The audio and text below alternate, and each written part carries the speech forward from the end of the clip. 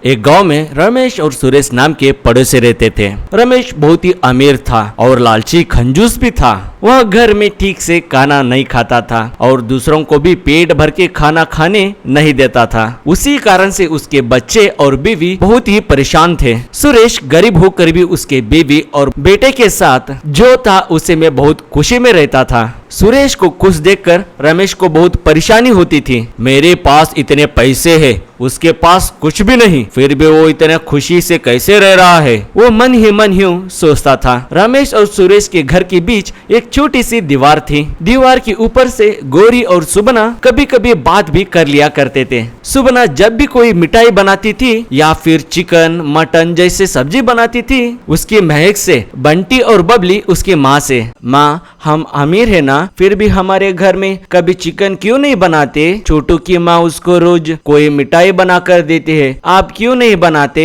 इतने पैसे होकर भी क्या फायदा, तुम्हारे पापा के कंजूसी की वजह से हम पेट भर के खाना भी नहीं खा सकते, सब अपना खराब नसीब है, कहकर दुखी होती है। रमेश के घर में एक बड़ा सा आम का पेड़ था। पेड़ पर ढेर सारे आम आने पर भी बीवी और बच्चों को एक भी आम खाने को नहीं देता था। सारे के सारे आम बेच देता था। एक दिन बंटी और बबली अपनी माँ से, माँ हमें आम चाहिए। जोर से ना बोलो, अगर तुम्हारे पापा ने सुन लिया तो हमारी खैर नहीं। घर की पेड़ से ही तो तोड़ रहे हैं ना माँ, पैसे खर्चा थोड़ी ना हम कर रहे हैं। हाँ माँ क्यों नहीं खा सकते, कहकर दोनों बच्चे रोने लग जाते हैं और दीवार के पास जाकर सुगना को आवाज देने लगी। सुगना आकर गौरी से, क्या चाहिए गौरी दीदी, क्या बताऊं मेरी परेशानियों के बारे में तुम्हें तो पता ही है मेरे पति के बारे में। घर में भर भर कर पैसे होते हुए भी पेट भर के खाना भी नहीं खा सकते। बच्चे आम खाने के लिए बहुत जोर कर रहे हैं, पेड़ पर बहुत सारे आम रख कर भी एक भी आम खाने नहीं देते। वैसे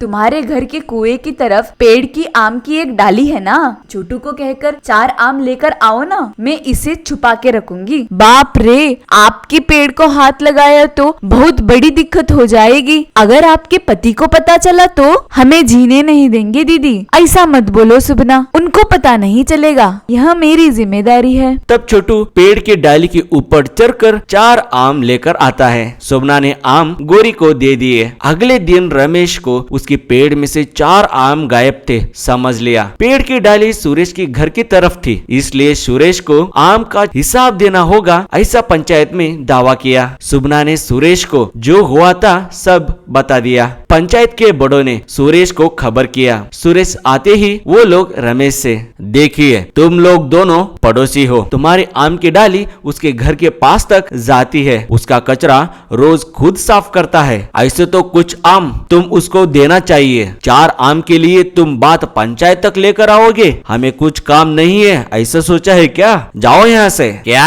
4 आम तुम्हारे लिए इतना मामूली है, मुझे एक स्वामी ने वरदान दिया था, कल तक आम सोने की होने वाले थे, अब सुरेश को मुझे सोने की आम खरीद कर देना होगा। क्या सोने की आम, इन बातों को कोई मानेगा क्या, चाहे तो देख लेना, कल तक मेरे पूरा पेड़ सोने का हो जाएगा, तब तो मुझे उसका परिहार तो दोगे ना। हाँ ठीक है, जब सोने का हो जाएगा तब देख लेंगे। उसी रात रमेश ने उसके पेड़ को सोने की कलर में पेंट कर देता है। सुबह वो सबको बुलाकर और पेड़ को दिखाकर, अब क्या कहते हो, सबसे पूछा। शर्त के हिसाब से सुरेश को सोने की आम खरीद कर देना होगा, ऐसे सुनाकर सब वहाँ से चले गए। रमेश अपने मन में उसकी जमीन और उसका घर पूरा हड़प लूंगा ऐसे सोच रहा था। सुरेश रमेश के पास जाकर, मुझे 2 दिन की मोहलत दे, मैं तुझे पैसे दे दूंगा। रमेश मन में सोचा, एक बार का खाना खाए यही नहीं है इसके पास, इतने पैसे कहाँ से आएंगे,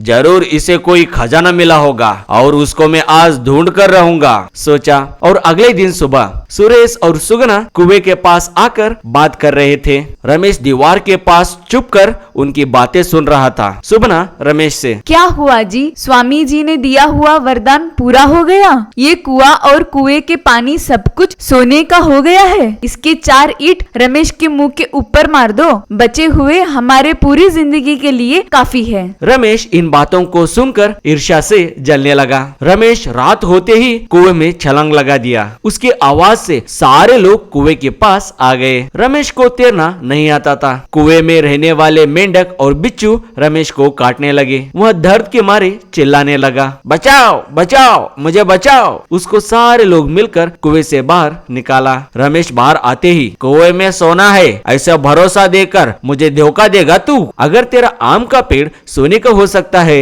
तो मेरा कुआं सोने का खजाना क्यों नहीं? उतने में जोरदार बारिश हुई और सोने का कलर ढल गया। उन लोगों को पता चल गई। सब हंसते हंसते अपने घर चले गए। रमेश को सबके सामने बहुत बेइज्जती हुई। तब से उसकी कंजूसी को छोड़कर अच्छे से जीने लगा।